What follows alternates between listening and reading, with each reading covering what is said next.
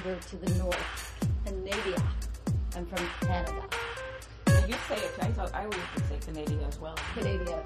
Yeah, Canada. Yeah. You My fiance always says Canada. Well, you are a Kanekistani. And what part of Kanekistan are you? Do you hail from? I hail from Prince Edward Island, which is a tiny little island on the east coast. It's the smallest province in Canada.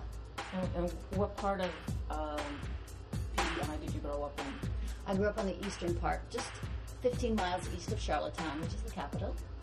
And I grew up on a farm there. Oh, and cool. It is fabulous and beautiful and wonderful, and anyone who hasn't visited should go. You still escaped? I did escape, but I escaped back on a frequent basis because I love it there. Okay, well, I guess we'll let you stay. Thank you, appreciate that. Sweet. What got you started with writing and filmmaking and all that fun stuff? Well, like many people, I came here to act, which I did and have enjoyed thoroughly. I've been here in New York for the best part of 20 years. And I had done a lot of Fringe festivals in Canada, and a lot of my colleagues and my fellow thespians were also writers. And I was inspired by them. And when I came here, I started to look around and see that off Broadway here is kind of like a gigantic Fringe festival. And I thought, why don't I start generating some of my own work with the idea that, of course, I'm going to, star in everything and be a world, internationally renowned, fabulous triple threat everything. And I just started writing in the early 90s, and it's kind of escalated from there. I've done theater. I've had some of my theater pieces produced here, and I've done film. I went back to school and took digital filmmaking, and I've made 4 short films.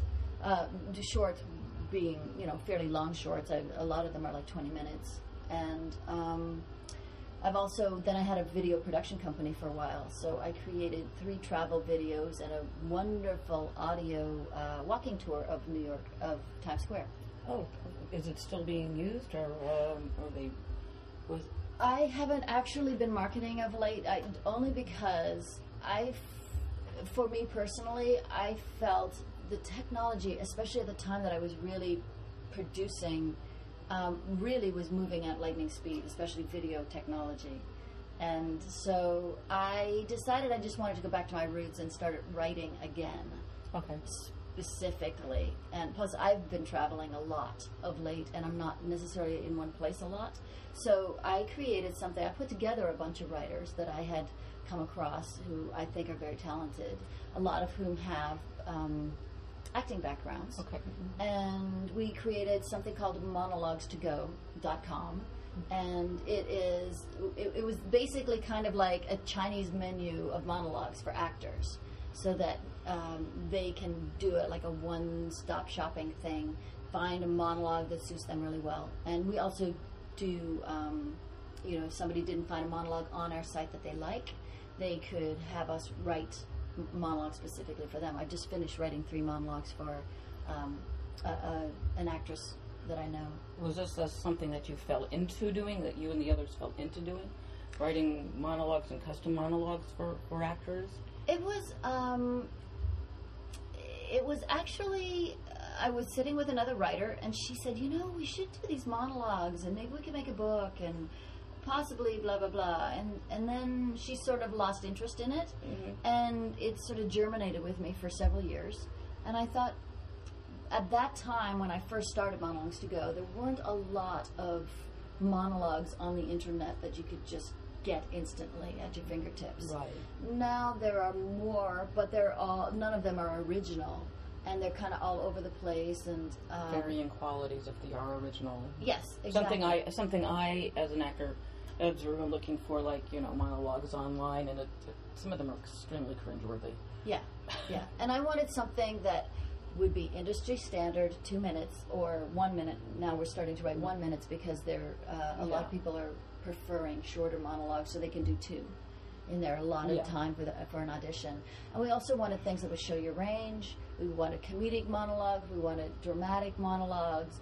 We wanted things that would appeal to all sorts of.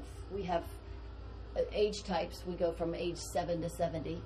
And as far as categories, we have everything from coming of age monologues, teenage pregnancy, prostitution, army. We have cop monologues. We have there's one we call Crazy in Filene's, which is all about meeting a crazy person in New York City randomly in Filene's basement. And we have Doesn't everybody?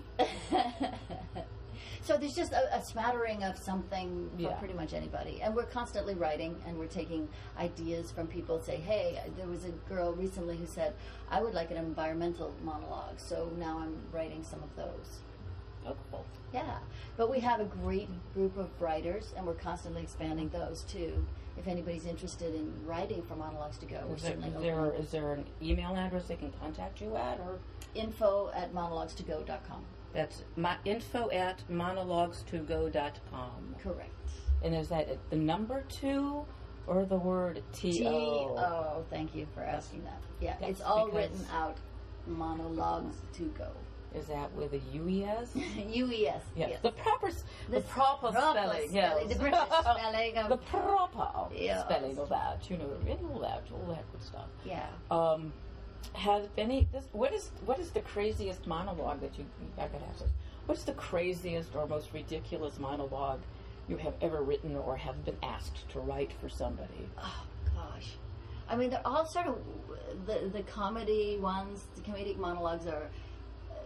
there's one about coffee that's actually it starts out very sensual, and you think it's like this erotic monologue, and it turns out to be about coffee because, people that are addicted to coffee just have this sort of romance with their coffee in the morning. So that one was a little wacky. But has anybody asked you for a wacky, something that was like you just kind of went, wait, what? What?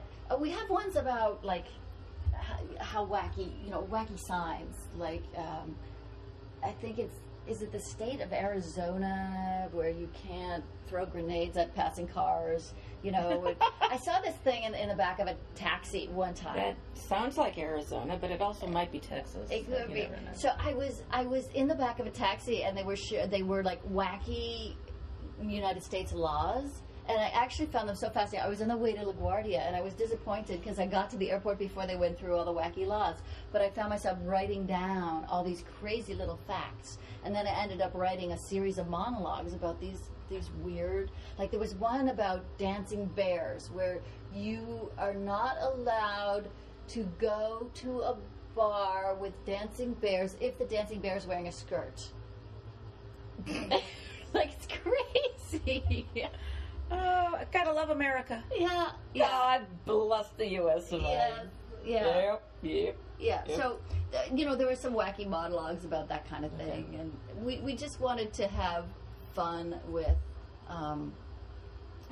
whatever it was that we were writing, so that the actor has fun with it when they're playing, especially the comedic ones, because it has to have a funny bone. It's got it. Well, they are called plays, and we are called players. Yes. It's not what you think. Yeah.